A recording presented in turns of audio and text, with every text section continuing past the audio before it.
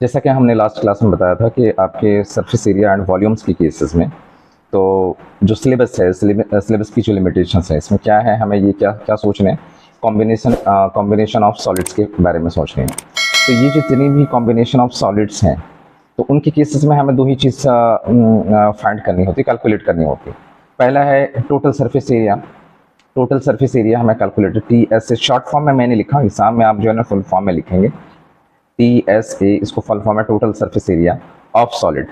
तो जो सिलेबस है ना, सिलेबस की जो लिमिट है वो क्या है कि कॉम्बिनेशन ऑफ सॉलिड की जो है ना हमें टोटल सरफेस एरिया निकालनी है, और कॉम्बिनेशन ऑफ सॉलिड की जो टोटल सरफेस एरिया निकालनी है, और क्या है, उनके वॉल्यूम कैलकुलेट करनी है, इसकी जो है वॉल्यूम कैलकुलेट करनी है। तो कैसे करेंगे, इस तरह की कॉम्बिनेशन है वो, इनके बारे में हम कैसे सोचेंगे या किस तरह के स्टेप्स उठाएंगे कि हमारी ये जो है ना इनके टोटल सरफेस एरिया भी कैलकुलेट कर सकें और वॉल्यूम भी कैलकुलेट कर सकें। देखिए अगर ये शेप है, देखिए इसके अंदर जो है ना ये जो कॉम्बिनेशन ऑफ सॉलिड है, इसमें दो शेप हैं, जैसा कि हमने लास्ट क्लास में हेमिस्फीयर के बारे में भी हमने डिस्कस किया था, और जो सिलेंडर के बारे में भी मैंने डिस्कस किया था, उनकी सारे रिलेटेड जितने भी फार्मूला थे उनको हमने डिस्कस किया था। देखिए यहाँ पर, तो ये जो आप शेप को जब आप डिवाइड करेंगे तो दो शेप में डिवाइड होंगे। पहला जो होगा वो हेमिस्फीयर कहलाएगा, दूसरा आपका सिलेंडर कहलाएंगे। तो इसके बारे में हम जैसे सरफेस सवाल में क्या आएंगे कि calculate the surface area of this solid.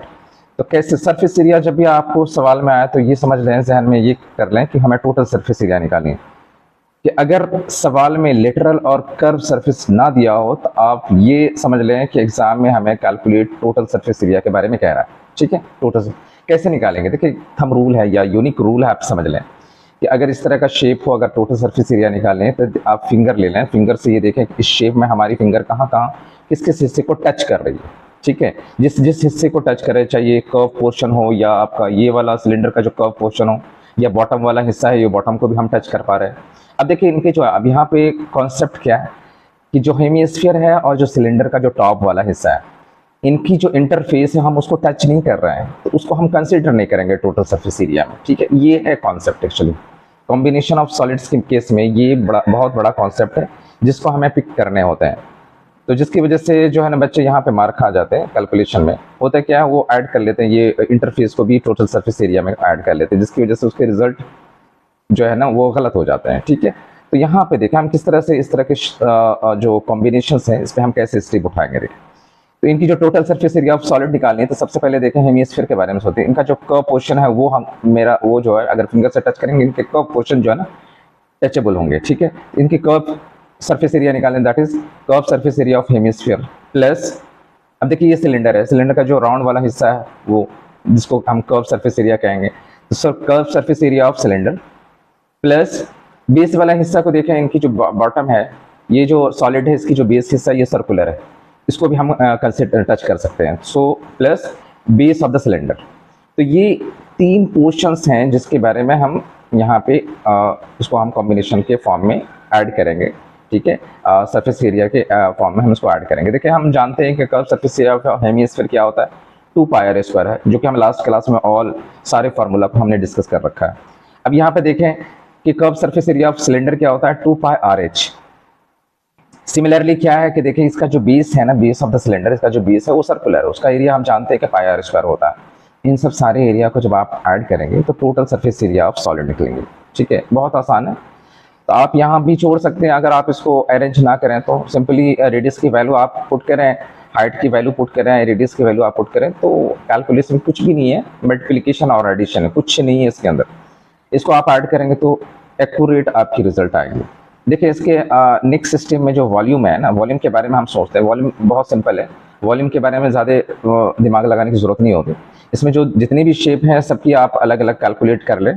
इसमें दो शेप हैं, हेमिस्फीयर और सिलेंडर है, इनके अलग अलग वॉल्यूम कैलकुलेट करना है। सिंपली इन सबको आप ऐड कर दें, वो टोटल वॉल्यूम कहलाएंगे इन कॉम्बिनेशन ऑफ सॉलिड।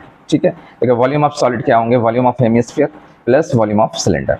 तो वॉल्यूम ऑफ हेमिस्फीयर हम जैसा कि हम जानते हैं, लास्ट क्लास में हमने डिस्कस भी किया था, 2/3πr³ होते हैं इसके वॉल्यूम ऑफ हेमिस्फीयर। जो टॉप वाला पोर्शन है, टॉप वाला जो शेप है वो हेमिस्फीयर है, हेमिस्फीयर की शक्ल में है। इसकी जो हमें वॉल्यूम निकालनी होती है 2/3πr³, और प्लस चूँकि सिंपली ऐड कर देना है, तो यहाँ पे देखें ये जो सिलेंड्रिकल पोर्शन है इसको जो हमें इसकी जो वॉल्यूम निकालनी है, जानते हैं जैसा कि πr²h होता है। तो सिंपली इसमें भी कुछ भी नहीं करने हैं, सिंपली रेडियस और हाइट की जो है ना आप इन्फॉर्मेशन जो है ना आप डाल देनी है और सिंप्लीफाई करके इसके रिजल्ट लाने हैं। बहुत आसान होती है, बहुत आसान है, इनकी कैलकुलेशन बहुत आसान है। इसमें कोई आप मल्टीप्लिकेशन, डिविजन और क्या कहते हैं एडिशन में आप एक्सपर्ट हैं तो ये बहुत ज़्यादा ही स्कोरिंग जो है ना स्कोरिंग ये चैप्टर है मैथमेटिक्स में, स्पेशली बहुत ही ज़्यादा स्कोरिंग चैप्टर है। अब देखिए नेक्स्ट शेप में, देखिए इस तरह के शेप भी हो सकते हैं एग्जाम में, जैसा कि मैं अभी डिस्कस किया हूँ, इस तरह के शेप भी एग्जाम में हो सकते हैं। ठीक है, अब देखिए नेक्स्ट शेप की तरफ हम जब मूव करते हैं तो ये इस तरह के भी शेप हो सकते हैं। देखें यहाँ पे ये बॉटम में इनकी हेमिस्फीयर हो गई और जो टॉप में है ये कोन की शक्ल में। तो अगर ये दोनों जब कंबाइंड होंगे तो कॉम्बिनेशन ऑफ सॉलिड के फॉर्म में होंगे। तो एग्ज़ाम में इस तरह के भी सवाल होते हैं कॉम्बिनेशन के फॉर्म में, सॉलिड कॉम्बिनेशन ऑफ सॉलिड्स के फॉर्म में।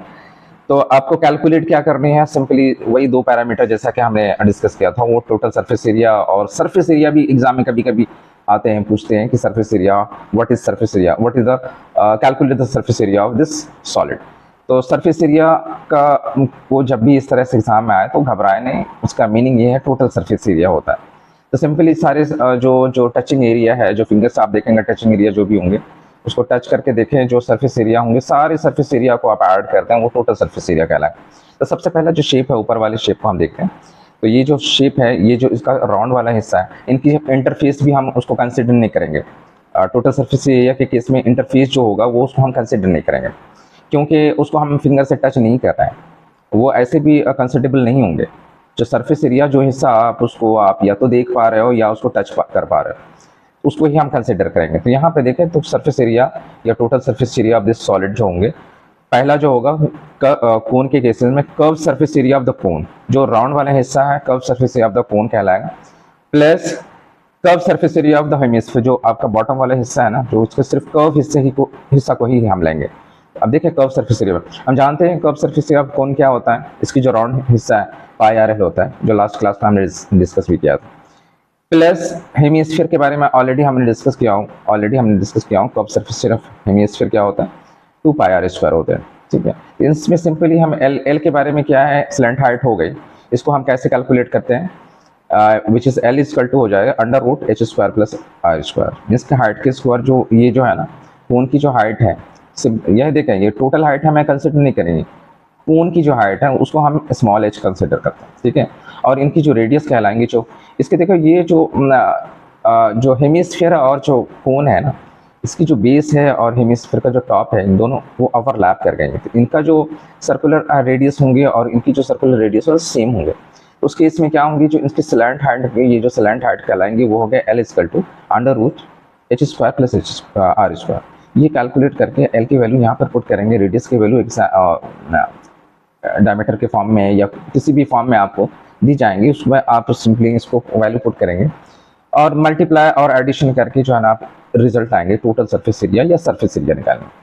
इसके वॉल्यूम के केस में देखें, क्या है वॉल्यूम की, बहुत सिंपल है, जैसा कि मैंने लास्ट उसमें भी फर्स्ट शेप में भी मैंने कॉम्बिनेशन ऑफ सॉलिड के बारे में बताया था कि आप इसकी सेपरेट जो है ना इसकी शेप की वॉल्यूम निकाल लें, कोन की वॉल्यूम अलग निकाल लें, हेमिस्फीयर के वॉल्यूम आप अलग निकाल लें, दोनों को ऐड कर दें, रिजल्ट आ जाएंगे आप। ठीक है, देखें यहाँ वॉल्यूम ऑफ सॉलिड जो होंगे, वॉल्यूम ऑफ कोन कहलाएंगे प्लस वॉल्यूम ऑफ हेमिस्फीयर, इन दोनों को ऐड करें, आपकी जो टोटल रिजल्ट, जैसा कि वॉल्यूम ऑफ कोन के बारे में 1/3 पाई आर स्क्वायर एच है, ये सब फार्मूला, इसलिए मैंने लास्ट क्लास में जो स्टार्टिंग क्लास की मैंने जो शुरू किया था तो इनकी की पॉइंट के बारे में डिस्कस किया था। वो की पॉइंट बहुत इंपॉर्टेंट है, अगर आप फार्मूला आपको मालूम है तो कॉम्बिनेशन ऑफ सॉलिड के सारे सवाल आप बना सकते हैं, बड़े आसान होते हैं, कुछ नहीं होता कैलकुलेशन में, मल्टीप्लिकेशन, डिविजन और एडिशन, यही 3 ऑपरेशंस आपको करने होते हैं पूरे सॉल्यूशंस में। तो ये आप देखें यहाँ पे वॉल्यूम ऑफ कोन के बारे में 1/3 pi r square h plus 2/3 pi r cube, जो हेमिस्फीयर है, हेमिस्फीयर का जो वॉल्यूम होंगे 2/3 पाई आर क्यूब। तो रेडियस की वैल्यू पुट करें, हाइट और रेडियस की वैल्यू पुट करें, रिजल्ट आएंगे, बड़े आसान होते हैं।